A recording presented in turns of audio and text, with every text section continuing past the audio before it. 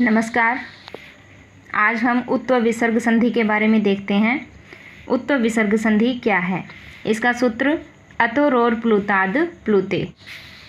इस सूत्र के अनुसार अर्थात अह के बाद ए की स्थिति यानी कि प्लस के पहले अह यानी विसर्ग में हमें क्या दिखेगा? प्लस के पहले हमें ए दिखेगा, प्लस के बाद हमें ए दिखेगा। तो ऐसी स्थिति पाए जाने पर हमें क्या करना है वो ध्यान में रखना है। ऐसी स्थिति में विसर्ग के स्थान पर ओ बना देना है। जब ऐसी स्थिति हमें नज़र आएगी अह प्लस ए, तब हमें इस विसर्ग को ओ बना देना है, यानी ओ की मात्रा बना देनी है। फिर अंतिम एकार यानी इनके बाद जो अंतिम एकार होगा उस ए को हम अवग्रह बना देंगे। अवग्रह यानी एस टाइप जो चिन्ह होता है इसे अवग्रह चिन्ह बोलते हैं, जिसे ए पढ़ा जाता है। इस शब्द में हम देखते हैं पहले है अह की स्थिति, क्योंकि कै में जब ए मिलता है तब ये कै पूरा होता है। तो यहाँ पे अह की स्थिति है, प्लस के बाद में हम देखते हैं ए की स्थिति है। तो ऐसी स्थिति यहाँ पे जैसे कि बताया है, ऐसी स्थिति होने पर हमें क्या करना है? इस विसर्ग को ओ की मात्रा बना देनी है। इसको जब हम ओ बनाएंगे तो बनेगा यहाँ पे को, और अंतिम आकार को यहाँ पे क्या बना देना है? अवग्रह चिन्ह। अवग्रह चिन्ह बनाने के बाद इसको इस तरह से लिखेंगे कोअपि। इसको इस तरह से लिखेंगे क्योंकि हमें विसर्ग को ओ बनाना है और अवग्रह को जो ये ए है इसको हम अवग्रह बना देंगे, तो बनेगा कोअपि। फिर रामः अयम, यहाँ पर भी अह और ए की स्थिति है। तो ऐसे में हम क्या करेंगे? विसर्ग को ओ बना देंगे, बना रामो। ए को बनाएंगे अवग्रह चिन्ह, बनेगा रामो अयम। सह अपि, तो बन जाएगा सो अपि। नृपः अस्ति, बनेगा नृपो अस्ति। रामः अवदत्, बनेगा रामो अवदत्। छात्र अयम, यहाँ पे विसर्ग लगाया नहीं, यहाँ पे विसर्ग लगेगा छात्रः अयम।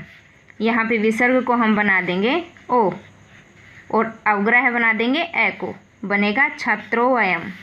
फिर कुतः अत्र, कुतो अत्र।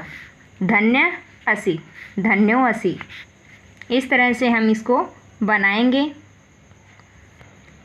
उत्तर संधि में जो स्थिति है वो आपको ध्यान में रखनी है। स्थिति क्या है? यहाँ पे ए की स्थिति है। तो अह और ए की स्थिति में हम क्या करेंगे? विसर्ग को बनाएंगे ओ और अंतिम एकार को हम बना देंगे अवग्रह चिन्ह, जो इस टाइप से लिखा जाता है। अब उत्तर संधि का एक और है भेद जो इस तरह से है, जिसका सूत्र है हसी च।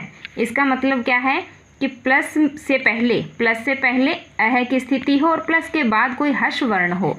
अब ये हर्ष वर्ण कौन से होते हैं? हर्ष वर्ण होते हैं किसी भी वर्ग का तीसरा, चौथा, पांचवा अक्षर। यानी कि मान लो कै वर्ग का तीसरा, चौथा, पांचवा कौन सा हुआ?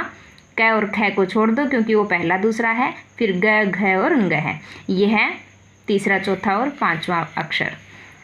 या फिर है, य, व, र और ल, ये भी हर्ष वर्ण में आएंगे।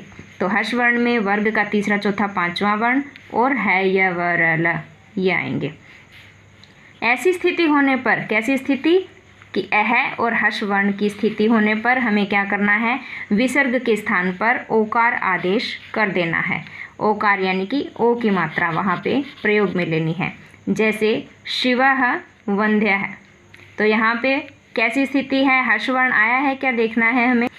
प्लस के बाद क्या है? विच्छेद में हम देखेंगे प्लस के बाद क्या है? यहाँ पे व आया है जो कि हर्ष वर्ण है। यहाँ देखिए, ये रहा हर्ष वर्ण आ गया यहाँ पे व। तो यहाँ पे विसर्ग को हम बना देंगे ओ, बनेगा शिवो वंध्य है। लिखने का तरीका इसका यही रहेगा। बालः याति बन जाएगा बालो याति, क्योंकि यह कौन सा वर्ण है? हर्ष वर्ण है। देखिए यहाँ पे हमने लिख रखा है, इनमें से ही वर्ण है ये यश। यहाँ जो वर्ण लिख रखे हैं इन्हीं में से यहाँ पे यह आया हुआ है प्लस के बाद। तो प्लस से पहले हमने देखा विसर्ग लगा है, इस विसर्ग को हमने बनाया ओ, बनेगा बालो याति।